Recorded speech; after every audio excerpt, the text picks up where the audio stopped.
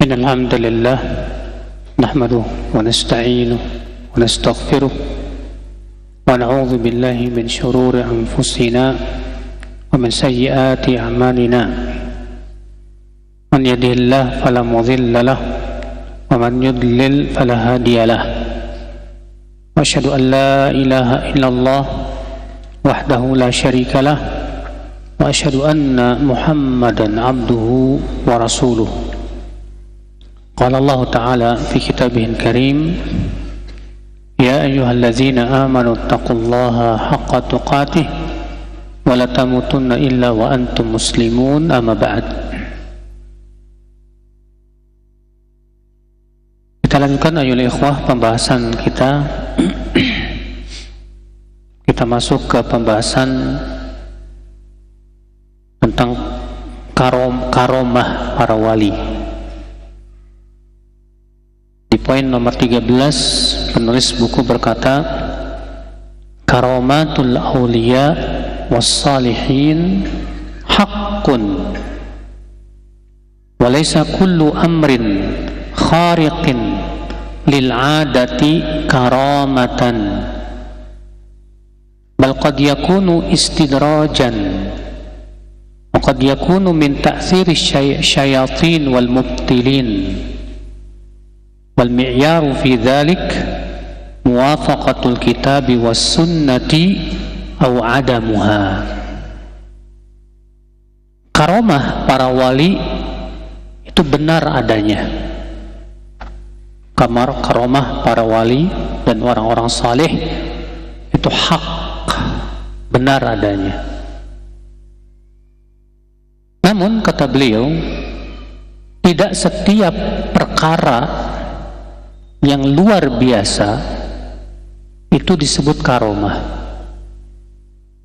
Tidak setiap perkara yang luar biasa itu disebut karomah. Akan tetapi terkadang itu istidraj. Terkadang itu apa? Istidraj. Apa itu istidraj, Pak? Istidraj itu artinya diulur, ya, diulur dengan cara diberikan kelebihan akibat kemaksiatan yang ia lakukan, ya. Waqad yakunu min ta'thiri syayatin, dan terkadang itu akibat dari pengaruh setan, wal mubtilin dan para dukun. Wal mi'yaru fi dzalik, parameter kita untuk menilai sesuatu itu karomah atau bukan itu sesuai tidak dengan Al-Quran dan Sunnah, ya, itu parameter kita. Nah, di sini beliau menyebutkan tentang karomah. Apa sih Pak karomah itu, Pak? Karomah ya akhal Islam itu amrun khariqun lil adah, perkara yang luar biasa yang terjadi kepada orang yang saleh, yang bertakwa kepada Allah Subhanahu wa taala. Kalau itu terjadinya kepada para nabi, itu disebut dengan mukjizat. Kalau itu terjadinya kepada orang-orang saleh yang beriman, bertakwa, mentauhidkan Allah, menjauhkan kesyirikan, berpegang kepada sunnah, menjauhi kebid'ahan, maka ini disebut karomah. Kalau itu sesuatu yang luar biasa itu menimpa atau ada pada seorang dukun atau orang-orang yang melakukan perbuatan-perbuatan dukun, disebut karomah tidak, Pak? Tidak. Oleh karena itulah, ya, harus dibedakan antara karomah dengan sihir. Karena Sama karomah dengan sihir itu ada persamaannya, Pak. Persamaannya apa? Sama-sama luar biasa, di luar kemampuan manusia. Iya, itu karomah, atau karomah dan sihir itu persamaannya begitu, Pak. Tapi di sana ada perbedaan antara karomah dan sihir. Itu ada 3 perbedaan. Apa perbedaannya? Yang pertama,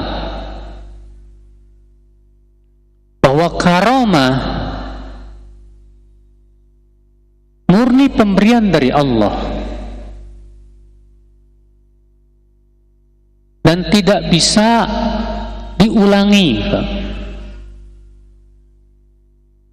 Dan tidak bisa didemokan. Sedangkan yang namanya sihir, Pak, itu dicari dan bisa diulangi, bisa didemokan. Bagaimana cara mencari sihir? Banyak. Ada orang yang mencari sihir dengan cara takarub kepada para jin, mendekatkan diri kepada para jin. Contohnya dengan menyembelih ayam hitam, ayam putih, ya. Ada lagi dengan cara ini, Pak, puasa mutih. Pernah dengar nggak? Apa puasa mutih? Pengalaman ya? Pernah apa dulu? Jadi dia cuma makan nasi putih doang, ya, nggak mau makan yang lain. Ya. Ada lagi, Pak, dengan cara mengulang-ulang ayat kursi atau surat tertentu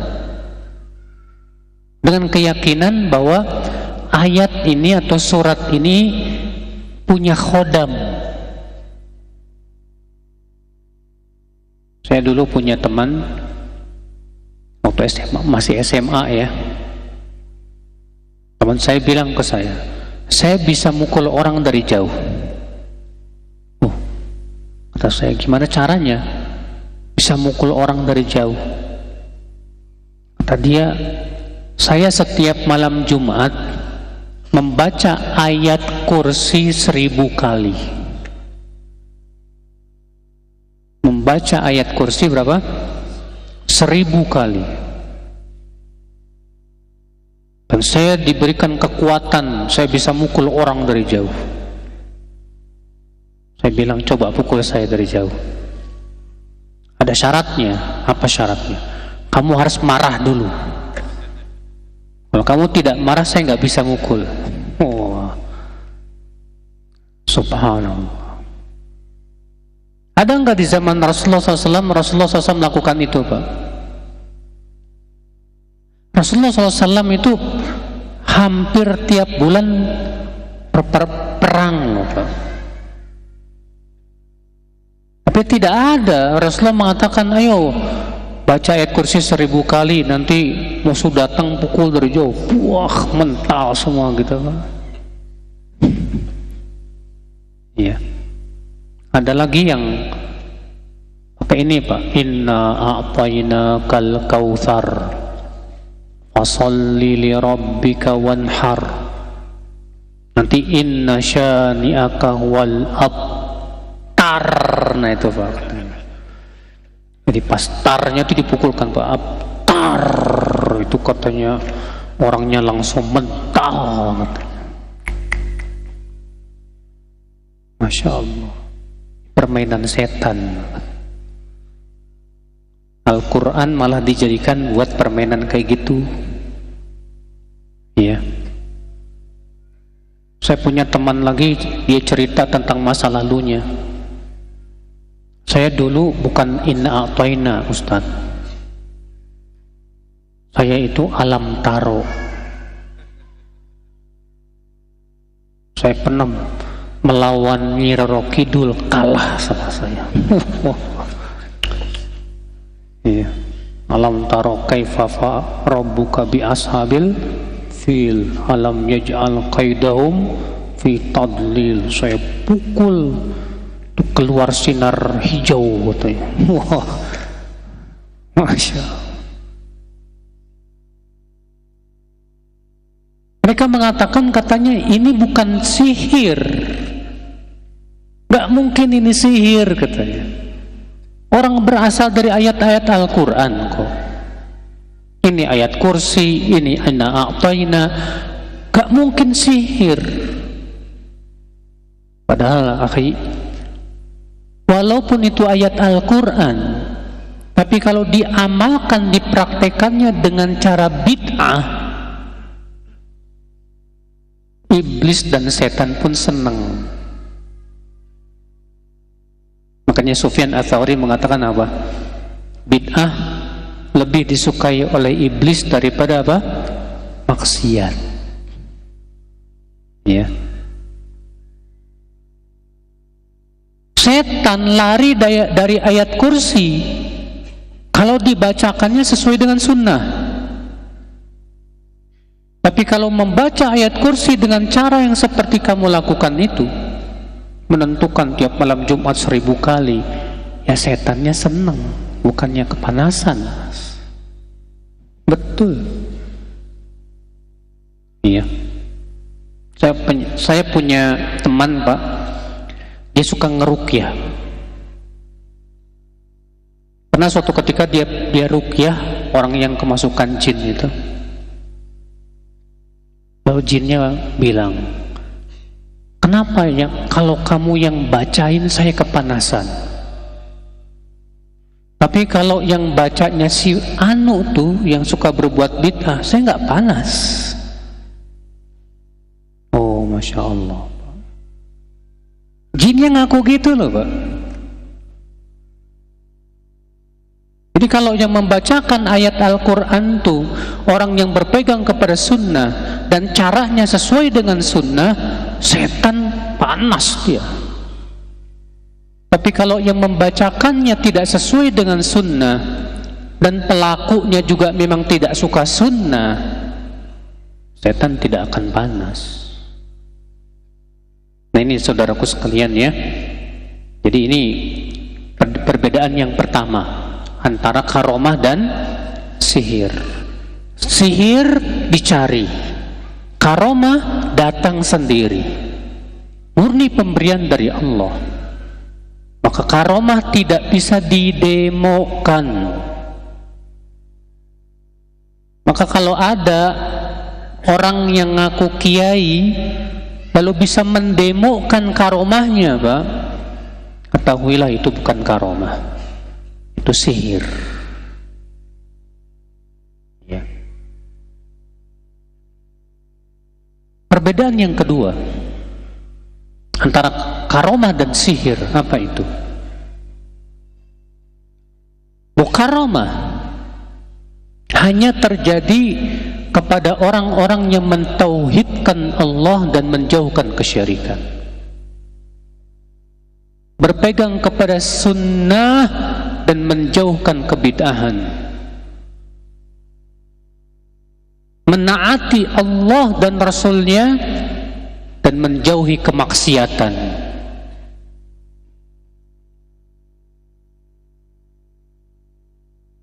Sedangkan sihir terjadi kepada orang yang mempersekutukan Allah, terjadi kepada orang yang menyelisih sunnah Rasulullah SAW, dan terjadi kepada orang yang suka memaksiati Allah Azza wa Jalla. Makanya Imam Asy-Syafi'i ya, ketika mendengar seorang ulama yang bernama Laits bin Sa'ad al-Misri, apa kata Imam Laits? Kalau aku melihat ada orang yang berjalan di atas air, aku tidak akan menerima sampai aku lihat dia sesuai dengan sunnah atau tidak. Apa kata Imam Syafi'i? Semoga Allah merahmati Imam Laits. Fa'aqul, adapun saya katakan, la ra'aitu rajulan yatiru fil hawa. Kalau aku melihat ada orang yang bisa terbang di udara, aku tidak akan terima sampai aku lihat amalannya sesuai dengan sunnah atau tidak. Masya Allah. Lihat dua ulama ini Pak, Imam Laits dan Imam Syafi'i, memberikan kepada kita kaidah yang agung sekali. Bahwa sesuatu yang luar biasa yang terjadi pada seseorang, kita lihat orangnya Pak. Ini orangnya mentauhidkan Allah atau tidak? Berpegang kepada sunnah atau tidak? Suka berbuat maksiat atau tidak? Kalau dia mentauhidkan Allah, berpegang kepada sunnah, meninggalkan kemaksiatan, insya Allah itu karomah. Tapi kalau dia berbuat syirik atau kebid'ahan dan maksiat, itu biasanya sihir. Itu biasanya apa? Sihir. Ya. Makanya jangan tertipu oleh baju Pak, sorbannya 2 meter, bajunya gamis putih, bisa gambar jurik, dimasukin ke botol. Wah, gak mungkin itu karomah Pak. Kita lihat orangnya berbuat apa, mentauhidkan Allah atau tidak, berpegang kepada sunnah atau tidak. Ini saudaraku seiman, jangan kita tertipu dengan penampilan. Sebab kalau kita tertipu dengan penampilan, saya khawatir kita bakalan ketipu sama Dajjal. Dajjal lebih hebat lagi. Dajjal bisa menyuruh awan turun hujan, turun beneran. Tuh, lihat. Dajjal bisa menyuruh tanah yang subur jadi kering, kering beneran. Dajjal menyuruh mayat untuk hidup, hidup beneran. Waduh. Orang-orang yang mudah tertipu sama penampilan nih Pak, akan sangat mudah sekali jadi pengikut Dajjal Pak. Makanya Dajjal itu syubhatnya kuat banget Pak. Di zaman sekarang aja Pak, baru ngelihat orang yang nggak mempan dibacok aja, wah wali. Baru ngelihat ada orang yang bisa berjalan di atas air, wah wali. Jangan-jangan nanti pas ketemu Dajjal, ini wali. Bahaya, saudaraku. Ya. Ini perbedaan yang kedua. Perbedaan yang ketiga, bahwa karomah tidak bisa dibatalkan oleh apapun juga. Karomah tidak bisa dibatalkan oleh apapun juga. Sedangkan sihir itu bisa dibatalkan oleh zikir. Sihir bisa dibatalkan oleh apa? Zikir, dengan syarat yang membaca zikir ini orang yang berpegang kepada sunnah Rasulullah sallallahu alaihi wasallam. Nah, ini 3 perbedaan saudaraku sekalian. Maka di sini ya, di buku ini beliau mengatakan, walaisa kullu amrin khariqin lil adati karamatan. Tidak setiap perkara yang luar biasa terjadi pada seseorang itu disebut karomah. Belum tentu. Ada orang naik bis, tiba-tiba bisnya jatuh dari jurang, semua mati kecuali 1 orang masih hidup, sehat lagi, kuat. Tapi masalahnya dia pelaku maksiat. Karomah itu namanya istidraj. Itu namanya apa? Istidraj, diulur oleh Allah, sebagaimana dalam hadis Nabi sallallahu alaihi wasallam, "Idza ra'aita Allah a'ta lil 'abdi ma ahabba minad dunya."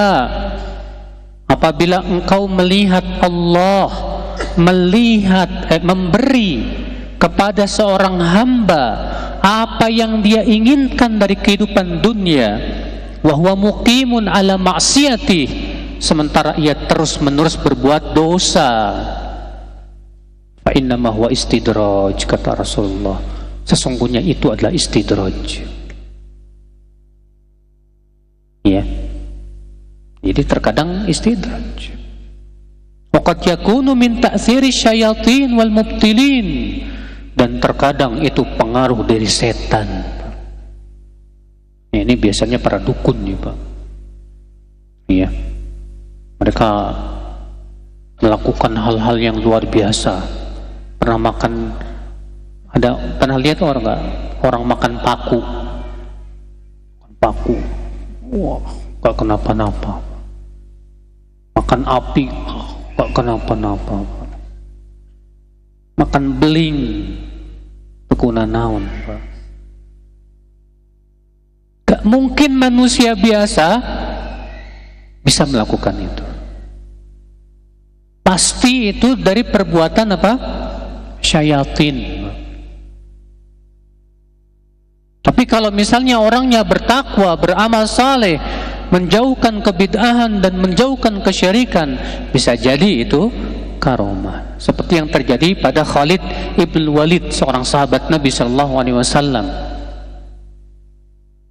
Di mana Khalid bin Al-Walid pernah melihat sesuatu di gelas. Apa ini, kata Khalid? Orang itu berkata, itu racun, jangan diminum. Lalu Khalid malah meminumnya. Bismillah, gak kenapa-napa, Pak. Subhanallah. Tapi antum jangan nyoba-nyoba, Pak, ya. Masa mau kayak Khalid bin Walid lah. Waduh, repot nanti. Ya. Nah, ini saudaraku sekalian, maka dari itulah para ulama sepakat karomah itu benar adanya, ada. Berkata Syekhul Islam Taimiyah rahimahullah, karomatul awliya haqqun bittifaqi a'immatil ahlil islami was sunnati wal jamaah. Karomah para wali itu benar adanya dengan kesepakatan seluruh ulama Islam dari kalangan ahlus sunnah wal jamaah. Wa qad dalla 'alaiha al-Qur'an fi ghairi mawdi'. Al-Qur'an pun menunjukkan kepada adanya karomah. Contohnya apa? Kisah ashabul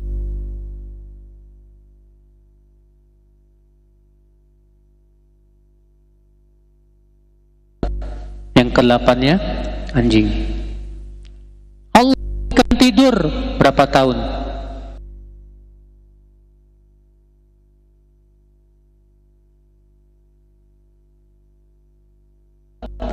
Bayangkan, tidur 309 tahun. Ini kan karomah luar biasa, Bapak sekalian, Masya Allah. Demikian pula tentang yang Allah kisahkan dalam surat Al-Baqarah, tentang orang yang melewati sebuah desa yang sudah mati. Lalu orang itu berkata, "Anna yuhyi hadhil arda ba'da mautiha." Bagaimana Allah akan bisa menghidupkan desa yang telah mati ini? Anna yuhyi Allahul arda ba'da mautiha. Fa amatahu Allahu mi'ata 'amin thumma ba'atha. Lalu Allah pun mewafatkan dia 100 tahun.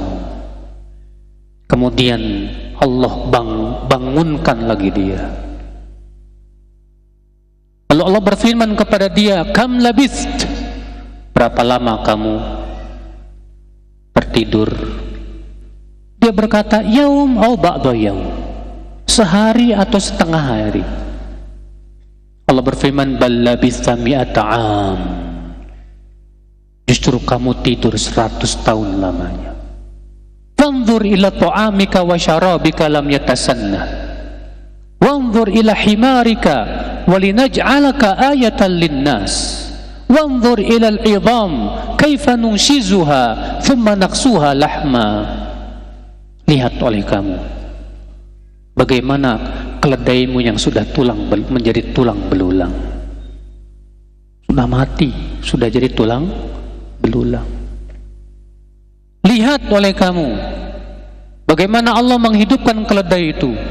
Tiba-tiba tulang itu Pak tersusun kembali, lalu dibungkus oleh daging, lalu ditutup oleh kulit, lalu ia menjadi keledai lagi di mata kepala dia. Falamma tabayyana lahu, ketika jelas kepada dia akan kekuasaan Allah menghidupkan keledai yang sudah mati ini, qala a'lamu annallaha ala kulli syai'in qadir. Aku semakin yakin bahwa Allah Maha Kuasa atas segala sesuatu.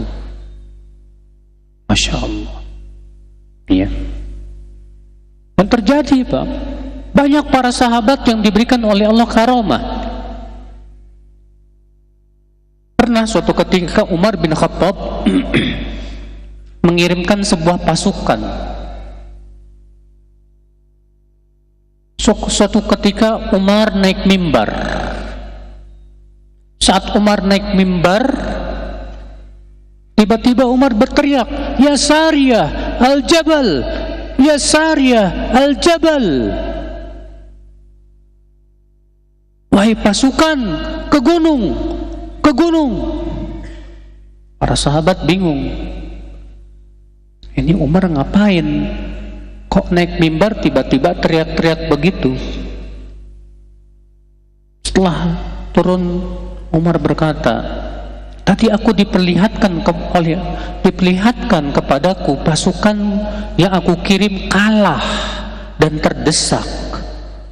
Maka aku menyuruh mereka untuk naik ke gunung. Beberapa hari kemudian pulanglah pasukan itu Pak, dalam keadaan selamat. Dan mereka bercerita bahwa ketika terjadi peperangan mereka kalah dan terdesak. Tiba-tiba mereka mendengar suara Umar berteriak, "Wahai pasukan, ke gunung, ke gunung." Maka kami pun pergi ke gunung dan kami pun selamat. Masya Allah, karomah. Iya. Ikhwata Islam, saudaraku seiman, azani Allah wa iyyakum. Banyak lagi para ulama yang diberikan oleh Allah karomah yang luar biasa Pak. Syekhul Islam Ibn Taimiyah rahimahullah, kalau dikumpulkan karomahnya banyak banget beliau itu. Namun Pak, kebanyakan kita juga tentunya harus hati-hati tentang masalah hikayat tentang karomah itu Pak. Karena banyak orang yang menceritakan tentang karomah, kebanyakannya nggak benar, bohong. Seperti tentang karomahnya Syekh Abdul Qadir Jailani. Ya, Imam Adz-Dzahabi mengatakan bahwasanya hikayat tentang karomahnya Syekh Abdul Qadir Jailani itu banyak sekali, namun kebanyakannya bohong.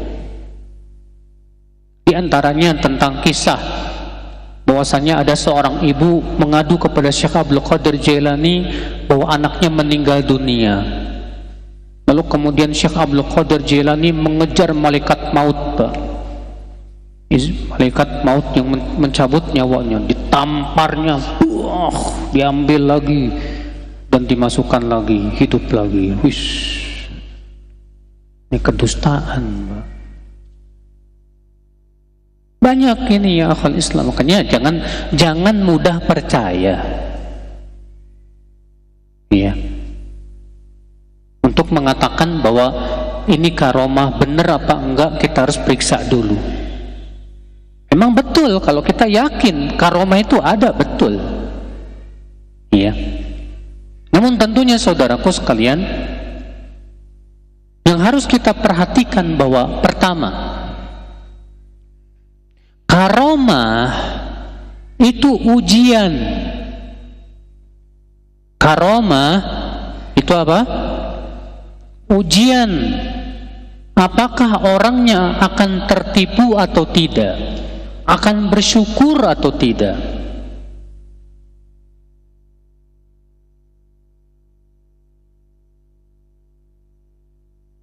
Jangan sampai kalau antum dikasih sama Allah karomah misalnya Pak, karena ketakwaan antum, kesolehan antum, lalu Allah berikan kepada antum karomah, lalu antum terkena penyakit ujub. Wah, jangan-jangan saya sudah jadi wali 10 ini. Oh, ini hati-hati Pak. Ya, itu ujian saudaraku. Makanya Nabi Sulaiman alaihissalatu wassalam ketika berjalan dengan pasukannya,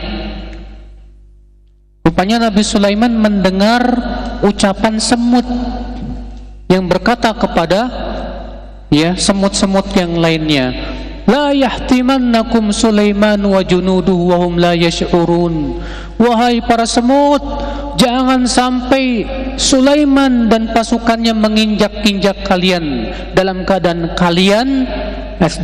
mereka tidak menyadarinya. Mendengar itu Nabi Sulaiman tersenyum. Ya. Apa kata Nabi Sulaiman? Hadza min fadli rabbi liyabluwani aashkuru am akfur.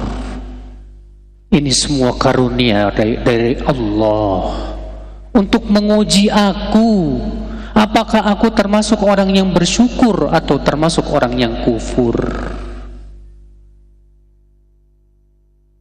Ini lihat, ya, Nabi Sulaiman diberikan mukjizat oleh Allah, bisa memahami bahasa binatang, hewan, dan mukjizat itu mirip dengan karomah.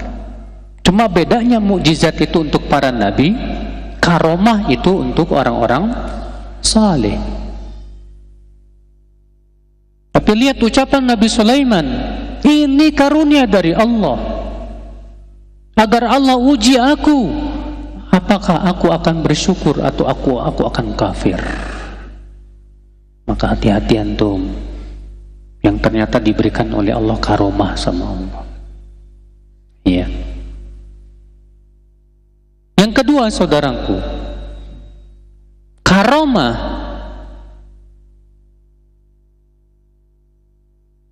menunjukkan kepada kebagusan agama seseorang. Karomah menunjukkan kepada kebagusan agama seseorang.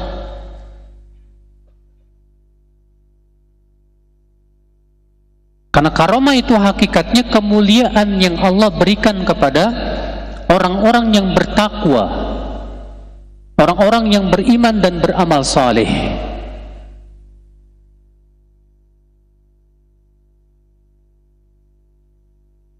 Makanya orang yang diberikan oleh Allah karomah karena ketakwaannya, kesolehannya, itu menunjukkan akan apa? Kebagusan agamanya, Pak. Insya Allah. Ya.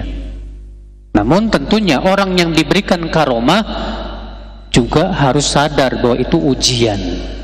Jangan sampai tertipu. Yang ketiga, Pak, yang harus kita perhatikan di sini, Pak, bahwa orang yang diberikan karomah bukan berarti pasti masuk surga. Orang yang diberikan karomah bukan berarti pasti masuk apa? Surga. Karena kita tidak tahu ia akan wafat di atas apa, kita tidak tahu. Makanya Rasulullah SAW bersabda apa?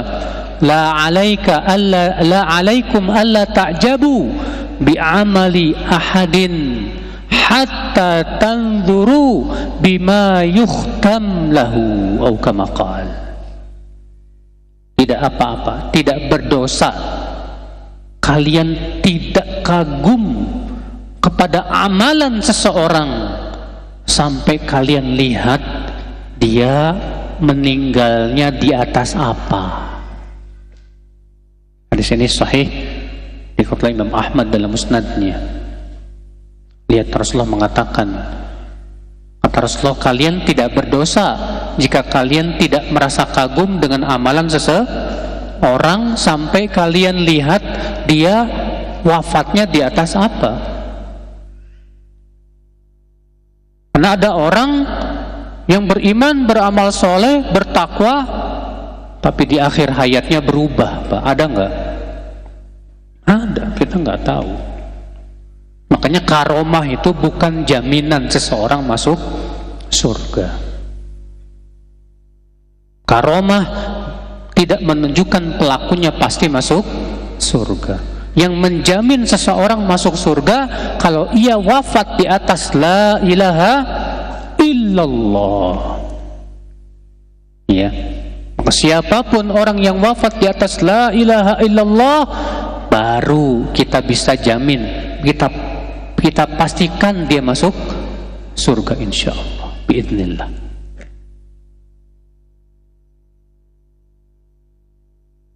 Yang ketiga saudaraku, yang keempat yang harus kita pahami, karomah bukan syarat menjadi wali Allah. Artinya bukanlah syarat seorang wali itu harus memiliki apa?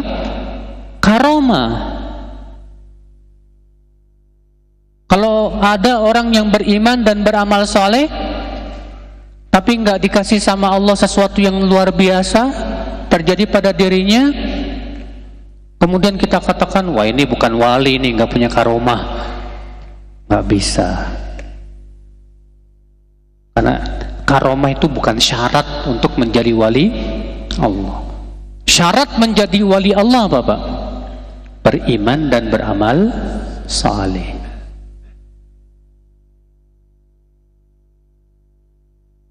Kemudian yang kelima saudaraku sekalian, karomah yang terbesar yang Allah berikan kepada seorang hamba itu diberikan istiqomah sampai meninggal dunia. Karomah yang terbesar, Pak, yang Allah berikan kepada seorang hamba, dijadikan ia istiqomah terus sampai meninggal dunia. Itulah karomah yang terbesar, sudah. Kalau karomah bisa terbang, karomah gak mempan dibacok, karomah kecil itu, Pak, kecil.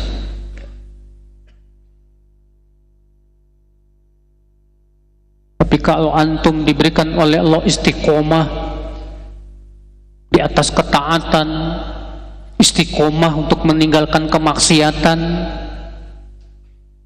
antum istiqomah terus untuk senantiasa menuntut ilmu Allah dan mengamalkannya, Allah ya akhi, ini karomah yang tak terhingga, sudah.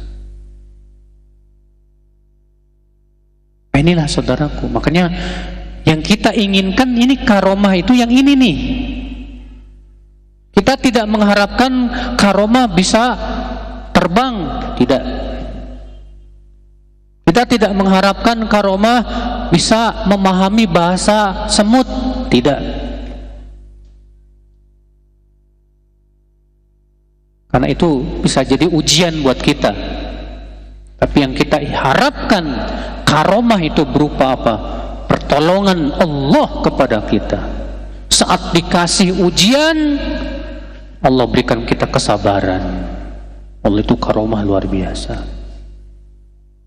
Saat diberikan kesenangan, Allah berikan kepada kita hati yang bersyukur. Allah itu karomah yang luar biasa. Ini yang kita harapkan, ini karomah ini nih yang kita kejar nih, Pak. Gak Nggak kayak orang sufi. Kalau orang sufi mengejar karomah yang bisa terbang ke udara, bisa tembus ke bumi, nggak mampu itu kecil itu. Yang kita kejar itu karomah yang sudah kita sebutkan tadi, istiqomah sampai akhir hayat dan wafat di atas tauhid. Ya, itulah kemuliaan yang luar biasa, saudaraku seiman. Akhul Islam. Kemudian yang keenam,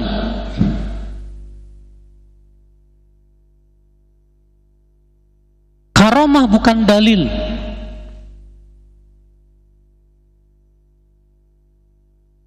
Karomah bukan apa? Dalil. Dalil itu Al-Quran dan Sunnah Nabi SAW serta ijma. Karena terkadang Pak, ada orang yang diberikan oleh Allah karomah berupa apa? Firasat yang sangat kuat. Terkadang ada orang diberikan oleh Allah karomah berupa apa? Mimpi yang benar yang terjadi. Ya. Namun hati-hati, jangan dijadikan itu sebagai dalil dalam agama, hujah dalam apa? Agama. Yang menjadi hujah adalah kitabullah dan sunnah Rasulullah sallallahu alaihi wasallam, ijma, demikian pula qiyas yang disebutkan dalam kitab usul fikih tentang pembahasan dalil. Macam-macam dalil itu apa saja. Iya. Saudaraku seiman, yang ketujuh yang harus kita perhatikan yang berhubungan dengan karomah, saudaraku.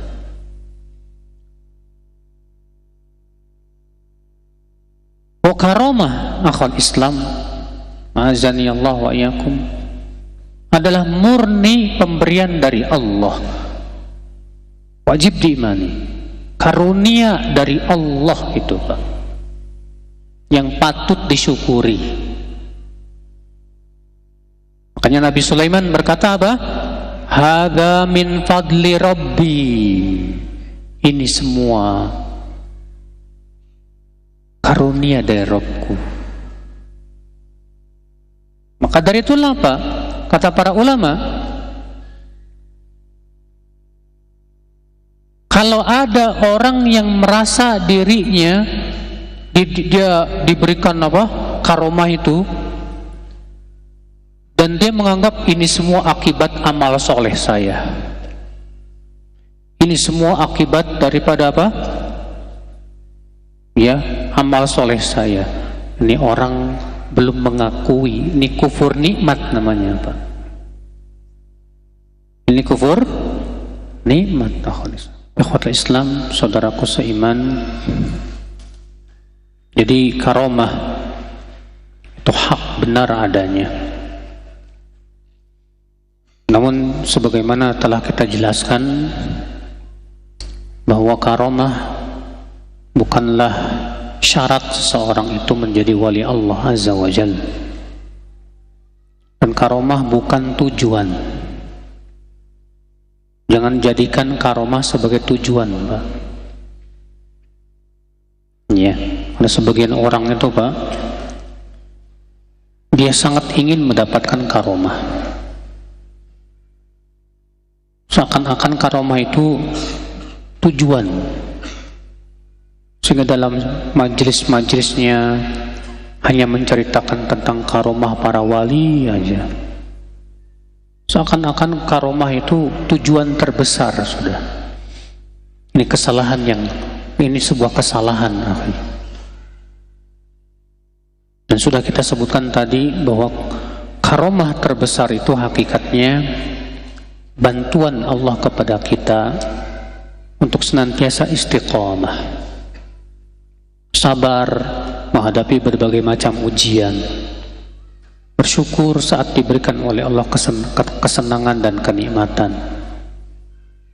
diberikan kekuatan hati kita untuk senantiasa mendekatkan diri kepadanya, dan diberikan kepada kita kekuatan untuk menjauhi kemaksiatan-kemaksiatan, dan jadikan hati kita sibuk dengan mengingat Allah Azza wa Jalla, senantiasa kita mencari ridho Allah dan menjauhi semua yang Allah murkai. Itu yang kita inginkan, itu yang harus kita perhatikan, saudaraku sekalian.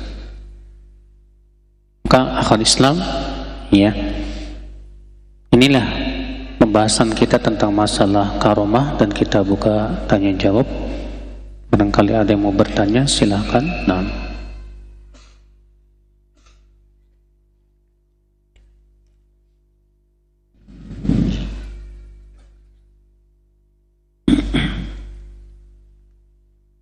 saat di masjid yang saf pertamanya jauh dari dinding atau tidak ada sutra,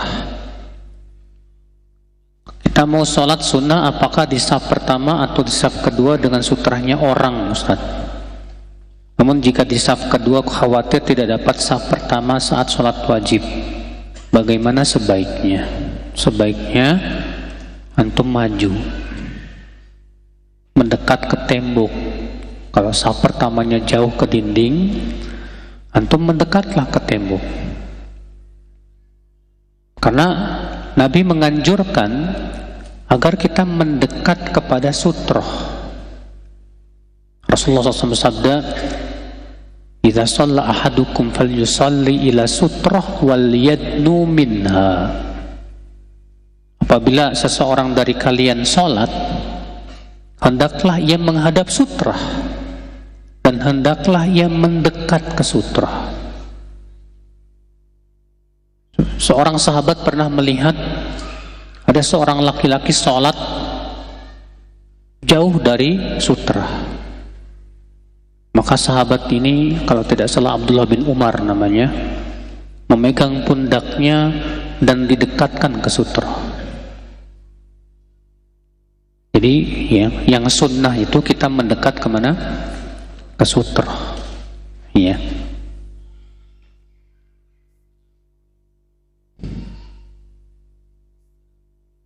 Apakah ada dalil diperbolehkannya menanam suatu benda atau menabur tanah yang katanya sudah didoakan ketika ingin menjual tanah, biar katanya cepat terjual? Sama sekali tidak ada dalilnya, Pak. Tidak pernah kita mendengar para sahabat ada yang menjual rumah, dibacain dulu tuh Pak benda tersebut lalu ditanam. Para sahabat suka jual beli nggak, Pak?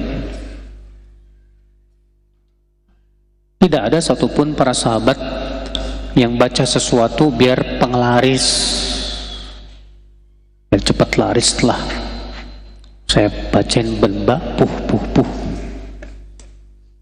Ya, baca ayat kursi, kun wallahu ahad, kun falak, kun a'udzu birabbin nas. Lalu pas antum jualan dikantongin, biar katanya cepat laris, penglaris. Ya akhi, kita katakan ini semua perbuatan yang bid'ah. Bahkan ini bisa menjurus kepada syirik. Iya. Bagaimana sikap kita ketika hal tersebut sudah terjadi, Ustadz? Apakah ada doa khusus untuk menjual rumah? Tidak ada doa khusus. Kalau itu sudah terjadi, kewajiban antum taubat, istighfar, minta ampun kepada Allah. Kemudian antum cuma berusaha saja untuk mengiklankan. Antum iklankan di koran kayak di mana. Kalau ternyata qadarullah belum laku juga, ya udah sabar. Iya, sabar. Jangan sampai ketergesa-gesaan kita supaya cepat laku, Pak, malah menjerumuskan kita kepada syirik. Makanya mencari penglaris. Ya, nah ini musibah. Apakah mujaddid juga termasuk karomah? Apakah seseorang boleh berharap menjadi mujaddid? Apa sih mujaddid itu? Mujaddid itu adalah orang yang memperbaharui agama, Pak, yang kembali memurnikan agama setelah dirusak oleh banyak orang. Dan Rasulullah SAW menyebutkan bahwa mujaddid itu akan muncul di setiap penghujung tahun. Siapa mujaddid? Tentu para ulama yang diberikan oleh Allah kekuatan ilmu yang dalam. Antum bisa menjadi mujaddid? Bisa. Antum misalnya tinggal di suatu desa yang di situ banyak khurafat, bid'ah, syirik dan yang lain. Terus antum menuntut ilmu. Setelah menuntut ilmu pulang ke desa untuk memperbaharui agama lagi yang sudah dikotori dengan kebid'ahan, dengan kesyirikan, dengan khurafat. Maka antum mujaddid di desa antum. Makanya kata para ulama, mujaddid itu tidak harus satu orang. Kadang mujaddid itu apa? Ya, untuk daerah tertentu saja. Ya, dimana hakikat mujaddid itu tadi, itu yang memperbaharui lagi dan memurnikan lagi agama Islam dan membersihkan agama ini dari kotoran-kotorannya. Iya.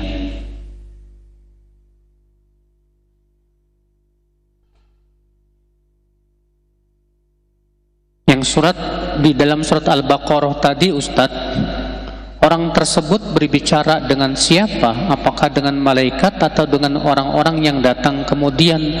Enggak.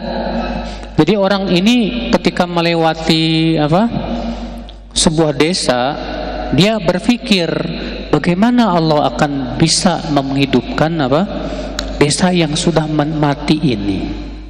Maka Allah pun kemudian mewafatkan dia selama 100 tahun. Iya.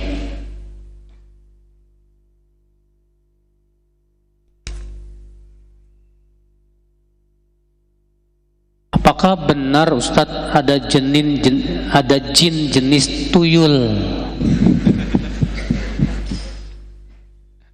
yang katanya bisa nyolong uang?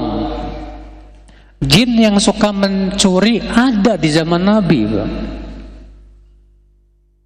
Dalam hadis riwayat Muslim, Rasulullah SAW menugaskan Abu Hurairah untuk menjaga makanan zakat fitr.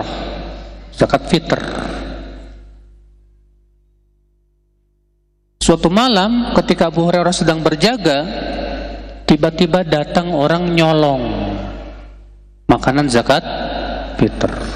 Ditangkap oleh Abu Hurairah. Kemudian orang itu berkata, kasihani saya miskin, banyak keluarga. Abu Hurairah merasa iba, dilepaskan. Di pagi harinya Rasulullah bertanya, ya Abu Hurairah, madza fa'alta bi asirik? Apa yang kau lakukan dengan tawananmu tadi malam? Kata Abu Hurairah, aku kasihan ya Rasulullah. Dia bilang dia miskin. Ya. Malam kedua datang lagi, Pak. Ditangkap lagi. Akhirnya dia minta dikasihani, tolonglah lepaskan saya miskin, saya butuh. Dilepaskan oleh Abu Hurairah. Di pagi harinya Rasulullah kembali bertanya, apa yang kamu lakukan dengan tawananmu? Kata Abu Hurairah, aku kasihan sama dia ya Rasulullah. Kata Rasulullah, nanti malam dia akan datang lagi. Malam itu Abu Hurairah berjaga. Ternyata benar, datang lagi, Pak. Tangkap sama Abu Hurairah. Kali ini Abu Hurairah tidak akan melepaskannya. Apa kata dia? Wahai Abu Hurairah, maukah aku ajarkan kepada kamu suatu bacaan yang kalau kamu baca sebelum tidur, kamu akan terpelihara dari godaan jin sampai subuh. Apa itu? Kata Abu Hurairah. bacalah ayat kursi. Niscaya kamu akan terjaga dari jin sampai subuh hari. Dilepas sama Hurairah. Di pagi harinya Rasulullah kembali bertanya. Kata Abu Hurairah, ya Rasulullah, dia mengatakan, katanya kalau aku baca ayat kursi, aku akan terpelihara dari godaan jin sampai pagi hari. Apa kata Rasulullah SAW? Sadaqaka wa huwa kadzub. Kali ini dia benar, padahal dia tukang dusta.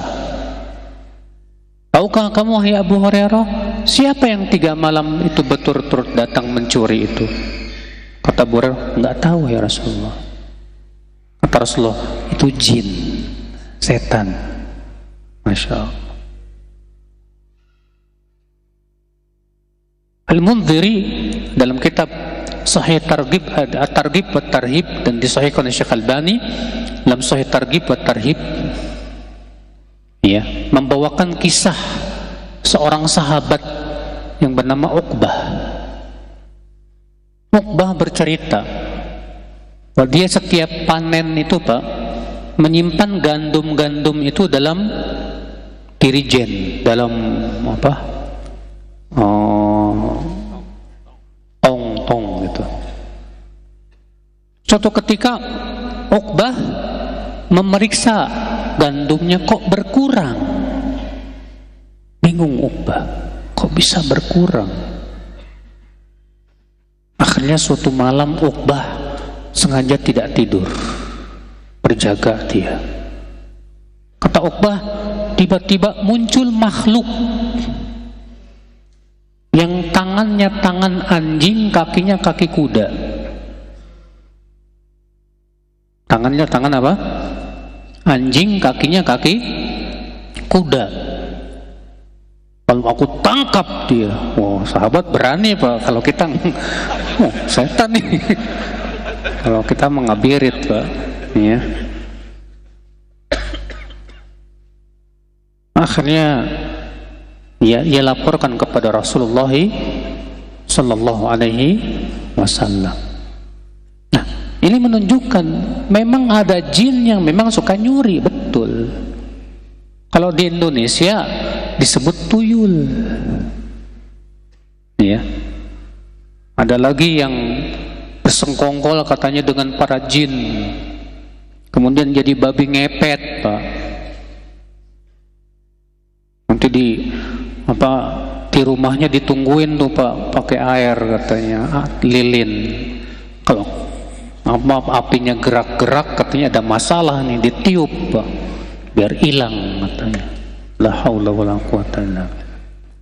Kita katakan memang betul ada jin-jin yang memang suka mencuri, ada, betul. Iya. Karena di zaman Nabi juga terjadi itu.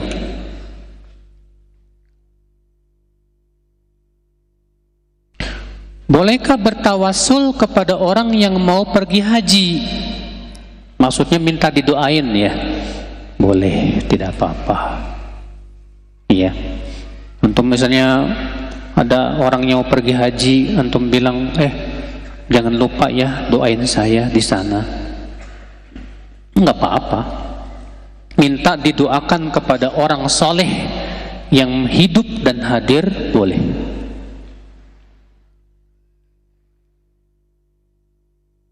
Siapakah Harut dan Marut?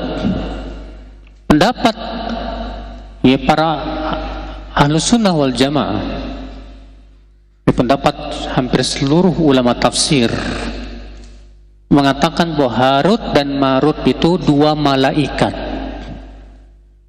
yang Allah turunkan untuk menguji Banu Israel. Makanya Allah berfirman, wa ma unzila 'alal malakaini bi Babila Harut wa Marut. Dan apa yang diturunkan kepada 2 malaikat di negeri Babil, itu Harut dan Marut. Allah mengatakan itu malaikat. Kenapa Allah turunkan? Untuk menguji Banu Israel. Setiap kali ada orang yang ingin belajar sihir kepada Harut dan Marut, Maka Harut bin Marut berkata apa? Innama nahnu fitnah fala takfur. Kami ini ujian, kamu jangan kafir. Kata Ibnu Abbas, ketika orang itu tetap ingin belajar sihir, maka kemudian Harut dan Marut pun mengajarkan bacaan-bacaan, lalu menyuruh pergi ke suatu tempat, dan di tempat itulah setan mengajarkan sihir. Iya.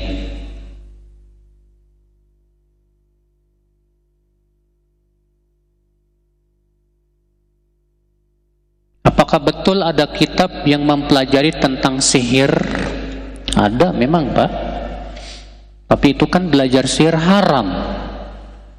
Seluruh ulama sepakat belajar sihir haram dan pelakunya bisa murtad dari agama Islam. Ya.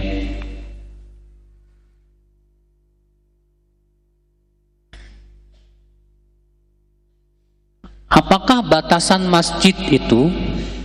Ini masalah ikhtilaf para ulama, Pak. Para ulama mengatakan disebut masjid adalah yang menjadi tempat untuk sholat. Adapun yang tempat yang bukan tidak dijadikan untuk sholat tidak termasuk apa? Masjid. Teras masjid apakah termasuk masjid atau tidak? Khilaf juga para ulama. Sebagian mengatakan teras masjid termasuk masjid. Sebagian mengatakan teras masjid tidak termasuk masjid.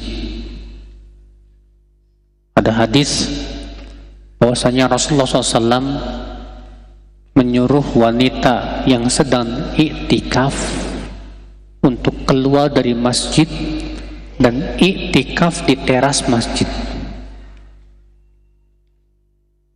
sehingga menjadi perselisihan para ulama. Teras termasuk masjid atau tidak? Sebagian mengatakan masuk.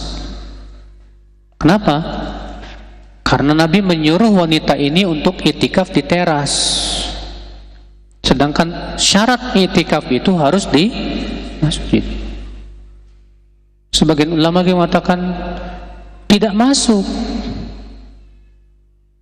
karena Nabi SAW menyuruh dia untuk keluar karena dia haid, sedangkan wanita haid tidak boleh masuk masjid. Perselisihan yang dirajihkan oleh banyak ulama, kalau teras itu dipagari. Teras itu apa? Dipagari, dan memang itu masuk dalam masjid, maka yang rajih itu masuk dalam masjid.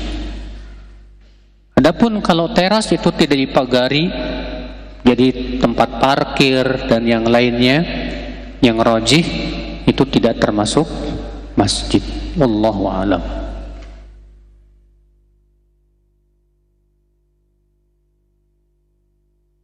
Apakah seseorang dikatakan sudah beriman kepada hari akhirat jika yang dia yakini hanya sebatas surga dan neraka dan hisab, tapi dia tidak tahu adanya haud, mizan, sirat?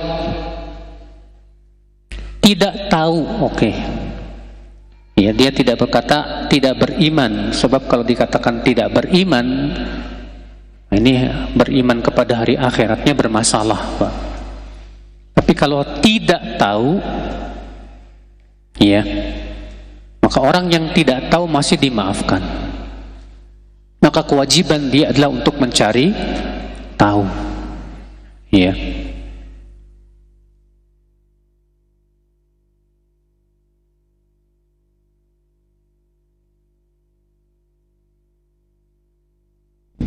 Teman anak punya hutang puasa 25 hari karena sedang menyusui, Ustadz.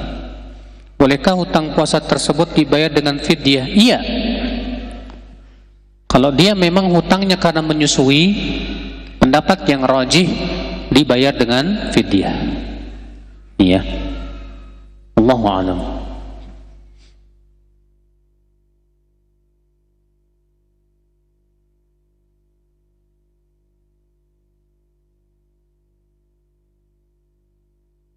Saya bekerja di koperasi.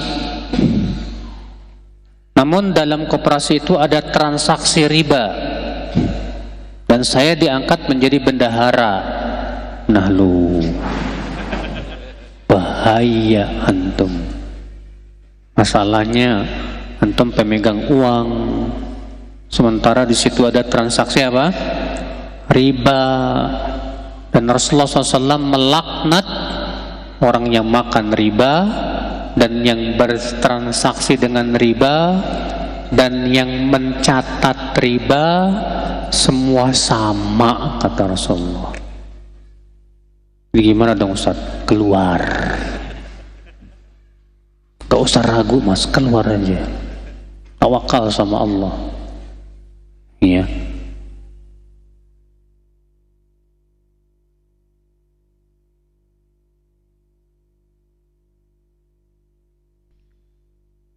Ketika sedang sholat berjamaah dalam keadaan masbuk, lalu jemaah di pinggir saya mundur untuk menjadikan saya imam.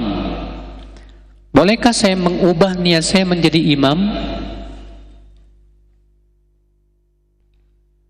Allahu a'lam, Mbak. Saya belum pernah mendapatkan riwayat bahwa para sahabat yang masbuk kemudian mereka mundur, yang satu jadikan imam. Yang saya temukan dalam riwayat mereka melanjutkan sendiri masing-masing. Yang kedua, Imam Syafi'i mengatakan bahwa membuat jamaah yang kedua setelah jamaah yang pertama itu makruh. Itu pendapat Imam Syafi'i.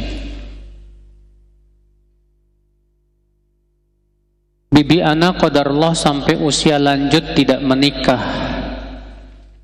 Bolehkah bibi ana menghibahkan seluruh hartanya ke anak perempuan dari kakak perempuan,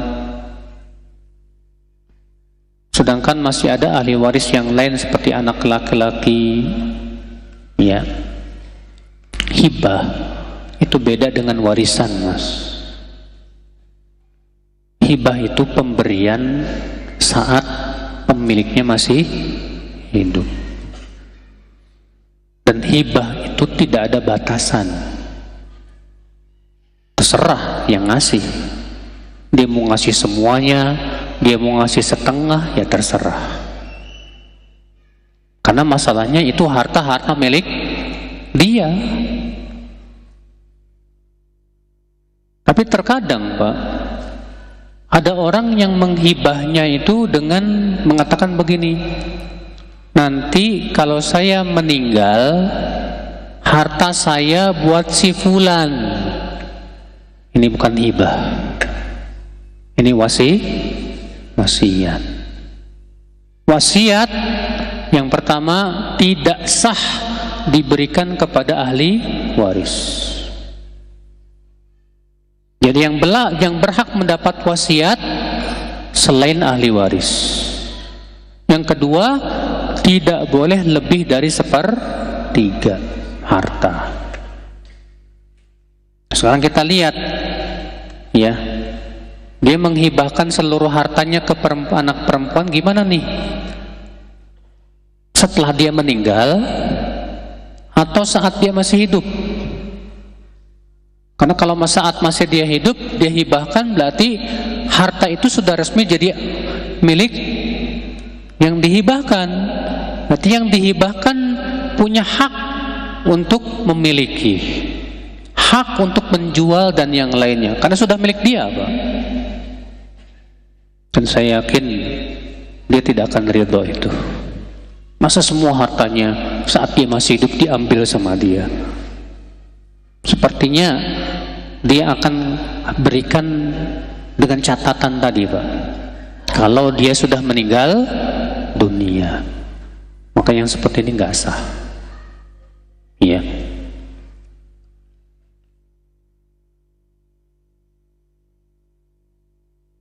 Di tempat bekerja saya diperbolehkan untuk berjanggut, namun ada program dari perusahaan untuk ikut kegiatan selama beberapa waktu yang mewajibkan pesertanya dicukur habis rambut dan janggutnya. Mohon nasihatnya. Kalau antum bisa tidak menaatinya, bagus. Kalau antum bisa tidak menaatinya, bagus. Karena mempertahankan sunnah itu mahal. Ya. Tapi Ustadz, kalau saya tidak mencukur nanti saya dihukum. Udah nggak apa-apa dihukum di dunia Pak, daripada dihukum di akhirat. Sabar aja. Ya. Baik, saya kira cukup. Subhanakallah bihamdik, asyhadu an la ilaha illa anta, astaghfiruka wa atubu ilaik. Assalamualaikum warahmatullahi wabarakatuh.